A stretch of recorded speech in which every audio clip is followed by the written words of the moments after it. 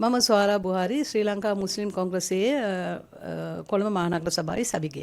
දැන් අද දිනේදී අපි දැක්ක මහනගර සභාවේ ඡන්ද විමසීම තිබුණා. මොකද උනේ? තුමිය කාටද ඡන්ද දුන්නේ? මම අද කොන්දේසි විරහිතවම NPPට මගේ ඡන්දය මම පාවිච්චි කරා. ඒට හේතුව පළවෙනි ඡන්ද විමසීමේදී මම විරුද්ධව තමයි ඡන්දය පාවිච්චි කරේ. දෙවෙනි සැරේ විමසනකොට මම පක්ෂව ඡන්දය පාවිච්චි කරා.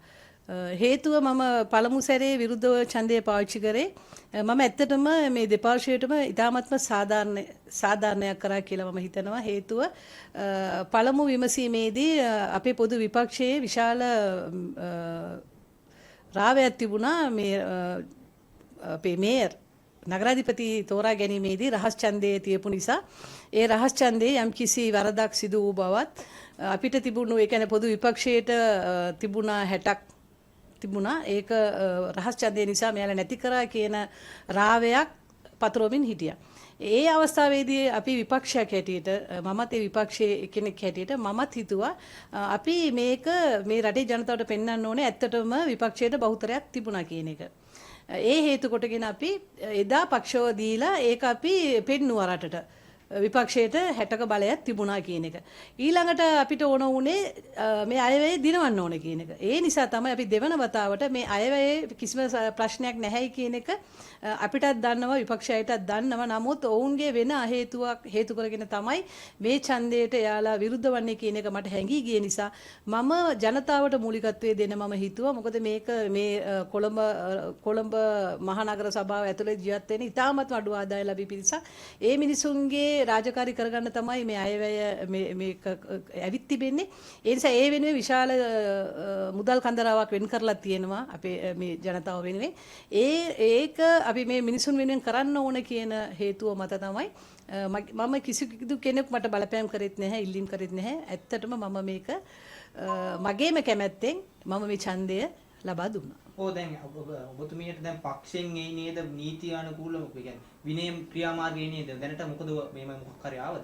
ඔව් මම ඡන්දේ දීලා මිනිත්තු 5ක් විතර ගියාට පස්සේ මට ආරංචියක් ආවා මාව පක්ෂයෙන් මේ නරපලා කියලා. නමුත් මම ඒ ගැන මම කනගාටු වෙන්නේ නැහැ. මම සතුටු වෙනවා මම මේ අවස්ථාවේදී කාන්තාවක් විදියට විශේෂයෙන්ම මුස්ලිම් කාන්තාවක් විදියට මට හොඳ කොන්දක් තිබුණා. ඒ දැවැන්ත විපක්ෂයක් පරාජය කරන්න මට ඡන්දය පාවිච්චි කරන්න පුළුවන් වීම ගැන මම මේ අවස්ථාවේදී සතුටු වෙනවා. දැන් අපි දැක්කොත් ඔබතුමිය පළවෙනි වතාවේදී විරුද්ධ ඡන්දය භාවිත කරලා දෙවෙනි වතාවේදී පක්ෂයට භාවිත කරා. ඇයි මේකට හේතු වුනේ? ඇත්තටම ජනතාවට මේකෙන් කොළඹ ජනතාවට නගරේ ජනතාවට මොකද්ද ලැබෙන දේ කියලා ඔබතුමිය තියෙන විශේෂයෙන්ම ඡන්දය දෙන්න? විශේෂයෙන්ම මම ඒකයි කිව්වේ ප්‍රථම වතාවට ඡන්දය දුන්නේ අපේ විපක්ෂයේ ඒගොල්ලන්ගේ යම්කිසි ඉල්ලීමක් තිබුණා අපි දිනුවා කියන එක පළමුව වතාවෙම 60ක් තිබුණා කියන එක ඔප්පු කරන්න ඕන වුණා. ඒ නිසා අපි ඒකට සාධාරණව මමත් මගේ ඡන්දය පාවිච්චි කරා. මොකද මම පළමුව වතාවට විපක්ෂයට තමයි මගේ ඡන්දය පාවිච්චි කරේ නගරාධිපති තේරීම් කරනකොට. එතකොට අපි ඒක ඔප්පු කරානේ පළවෙනි ඡන්දෙම 60ක් අපි අරගෙන පෙන්නුවා. නමුත් දෙවෙනි අවස්ථාව අපිට තිබුණා ඒ ගරුත්වය අපි රැකගෙන විපක්ෂයක් හැටියට අපිට 60ක් තිබුණානේ. එතකොට අපිට බහුතරය තියෙනවා කියන ගැම්මෙන්ම අපිට මේ අයවැයට අපිට ඡන්දය දීලා මේ අපි සහයෝගයක් දෙන්න තිබුණා මේ මහනගර සභාවට. නමුත් ඒක එහෙම කරේ නැහැ විපක්ෂය.